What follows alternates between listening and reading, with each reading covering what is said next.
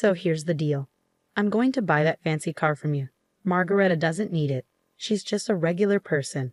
My parents mentioned they wanted a new car, and since I got married to Brandon, he's been acting pretty selfish. He's been eyeing up the nice car my parents gave me, and I've had enough of it. My name's Margareta. I'm 25, and I met Brandon in college. We've been married for 2 years now. Brandon is outgoing and popular. Unlike me, I'm shy and don't have many friends. We started talking more during college classes, then we began studying together. I never thought someone like Brandon would be interested in me, but he surprised me by asking me out. I was really happy and said yes right away. That's how our relationship started. It made sense why I liked Brandon. He was handsome, friendly, and serious about his studies. But for him, things should have been different. He had lots of cute, stylish female friends. Finding another girlfriend wouldn't have been hard for him. Once, I bravely asked him, "Do you really think I'm the right one for you?" He seemed surprised and asked why I was bringing it up. I admitted, "I'm not very confident." I wanted to know why he chose me. After thinking for a moment, he said, "I guess it's comfortable being with you." I wasn't satisfied, but before I could say anything, he seemed annoyed and started playing with his phone. Not wanting to argue, I quickly ended the conversation. "Yeah, you're right. Sorry for bringing it up." Even though I still had doubts, our relationship kept going smoothly. Time passed quickly. We finished college, got married, and moved into a condo. I got a job at a regular company while Brandon went off to do more school and research. When I told my mom we were getting married, she was really happy. She said, "That's great news." We were starting to worry. "We thought you'd introduce us to a boyfriend sooner." I felt bad for not telling them about Brandon earlier, but Mom understood. She said I've always been independent, handling things on my own. Knowing Brandon was there for me made her feel better. My parents met in college and still love each other a lot, which I admire.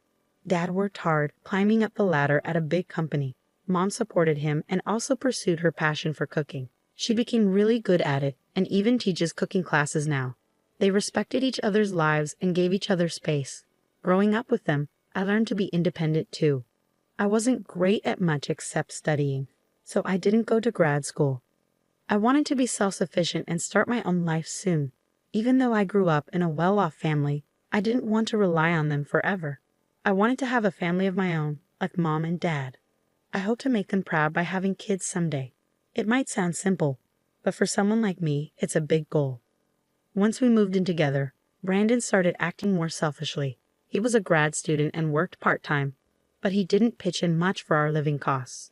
I tried bringing it up gently, saying, "Hey, Brandon, it would be really helpful if you could contribute more of your part-time earnings towards our expenses." But he just coldly replied, "I do contribute some, you know. And didn't you say you'd handle the living expenses when we moved in together, Margareta?" Brandon always talked about wanting to be a professor, which is why he went to grad school. I had assured him not to worry about money when we got married, telling him I had a good job. I murmured, "Yeah, I did say that," feeling unsure about what to say next. Brandon sighed heavily. "You wouldn't get it. Being a grad student costs a lot for socializing and stuff. Oh, and by the way, I need money for a research trip. Can you lend me $500? I'll pay you back later." Brandon's financial pressure became more common and our problems got worse. He started spending more nights away from home, leaving me waiting by the phone with cold meals in front of me. When he did come home happy for a change, I was too forgiving. He'd sometimes say things like, "Hey, Margarita, remember you wanted to go somewhere? I have tomorrow off. Let's go." He'd bring up outings out of nowhere or compliment my cooking, making me feel special. Each time he was nice to me, I'd catch a glimpse of the happy married life I wanted, and it made me hesitate.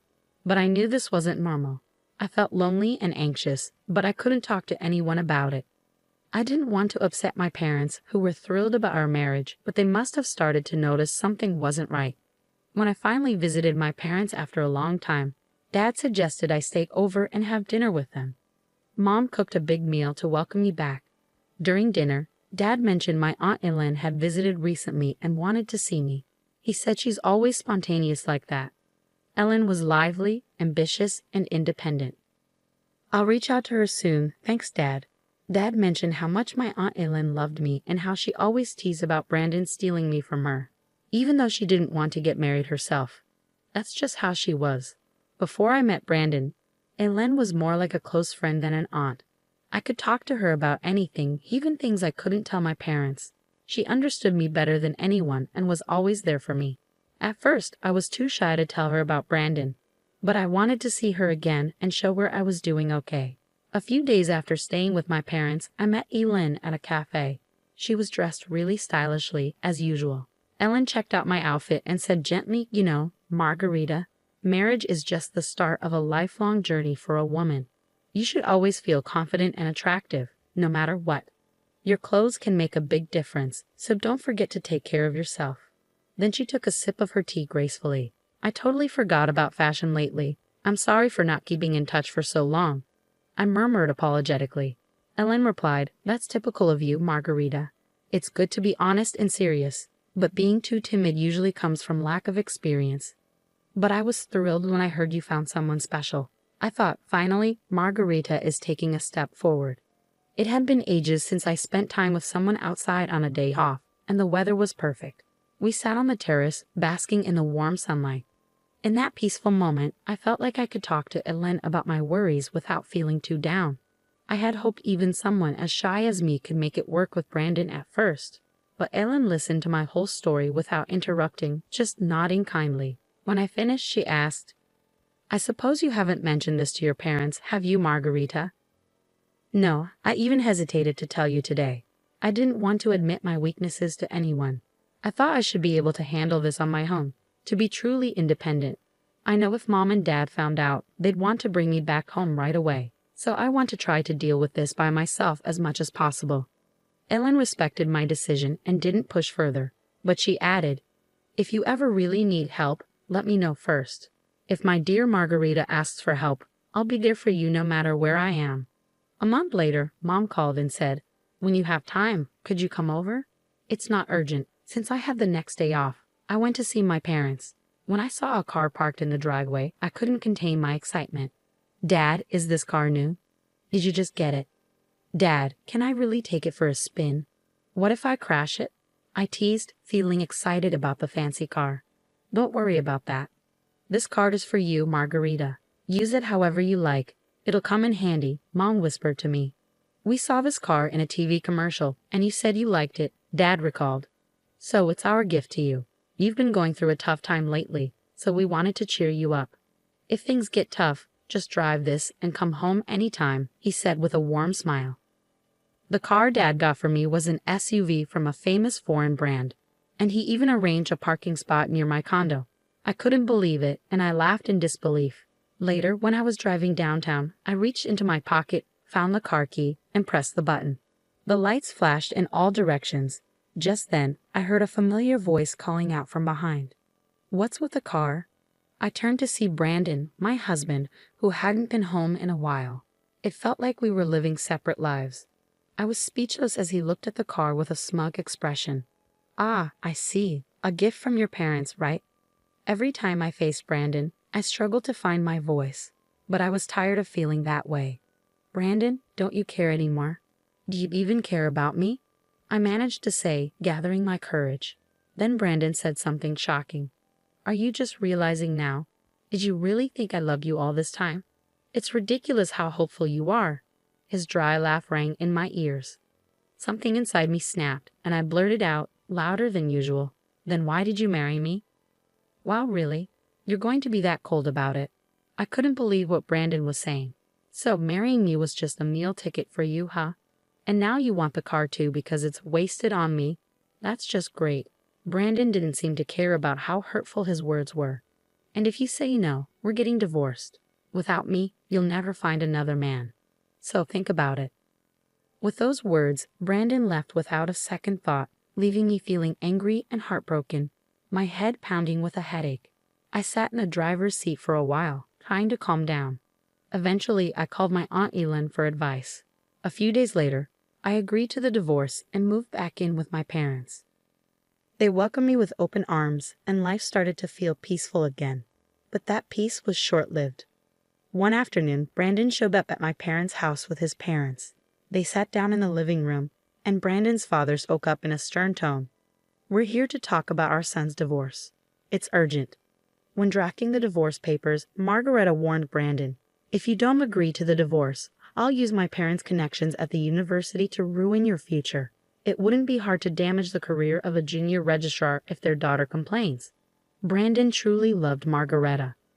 Her behavior was too harsh. It's clear she was trying to intimidate him. We could easily challenge the divorce, Brandon's father said, feeling deceived by Margareta.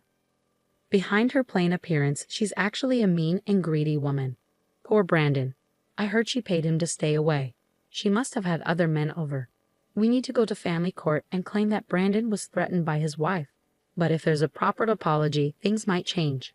For example, if Margareta gives up that car she's driving, it might help smooth things over. Brandon and his parents remained silent, just listening to their parents' protests. Suddenly, the doorbell rang, and Mom went to answer it. Ellen appeared behind Mom as she came back to the living room. Sorry I'm late. How's the discussion going? Brandon's family had met Ellen once at my wedding. What are you doing here? It's rude to barge in like that. We're busy right now. Outsiders should leave. Brandon's mother objected. No, don't be like that. You've heard about Brandon's divorce, right? How would an outsider like you know about that?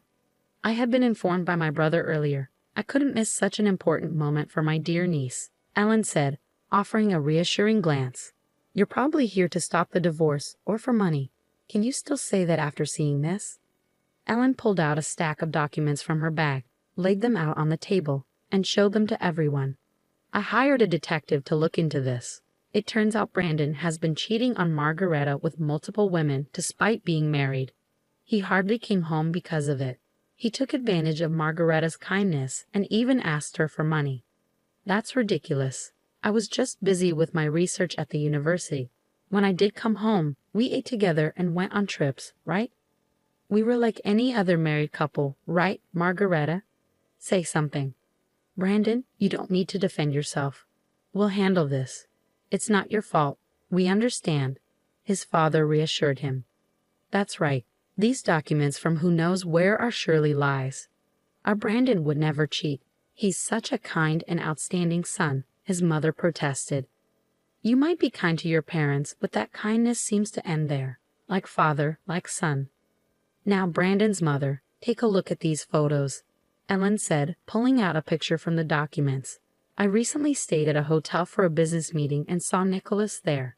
He was with another woman, looking very cozy, so I had the detective look into Nicholas too.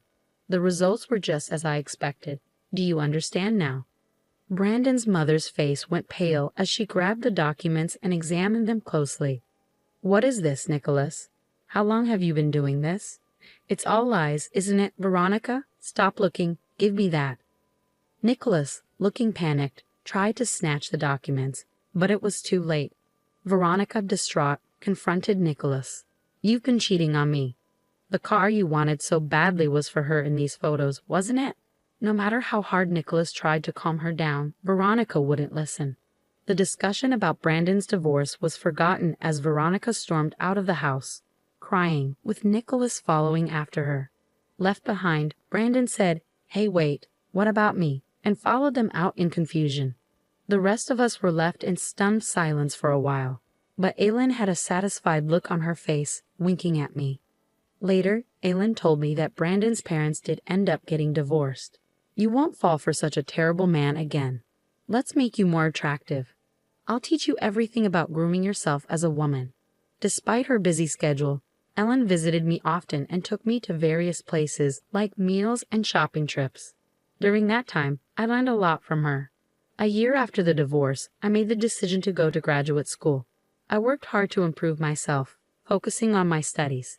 Time passed quickly, and one day, I heard someone call my name at a street intersection.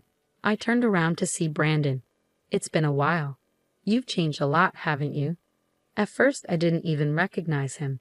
In Brandon's eyes, the woman standing before him was no longer the plain ex-wife he knew, but had transformed into an incredibly beautiful and attractive woman. Meanwhile, Brandon had fallen on hard times due to the scandal of his parents' divorce. It seemed he was no longer attending graduate school. His parents, Nicholas and Veronica, had decided to stop providing him with financial support because of the trouble he caused. He was struggling to afford his tuition and living expenses, far from the carefree life he once enjoyed. The women who used to be interested in him had left him one by one. The former glory he once had vanished in an instant, and now he found himself face to face with his ex-wife, who seemed to be a completely different person. As Brandon was about to suggest catching up, a man approached and asked, "Sorry for the wait. Are you a friend of Margarita's?" It was Leonard, the man I was currently dating. Wow, that guy is really handsome, isn't he? He's so tall. Could he be a model? Commented a group of women nearby, looking at Leonard. He's someone from my past, but it's okay. We're finished talking. Let's go, shall we? Leonard said, taking my hand and briefly acknowledging Brandon. Brandon stood there, stunned, as Leonard led me away by the hand. Without a second thought for Brandon, Leonard and I walked towards the crosswalk, and I didn't look back, keeping my gaze straight ahead as we left.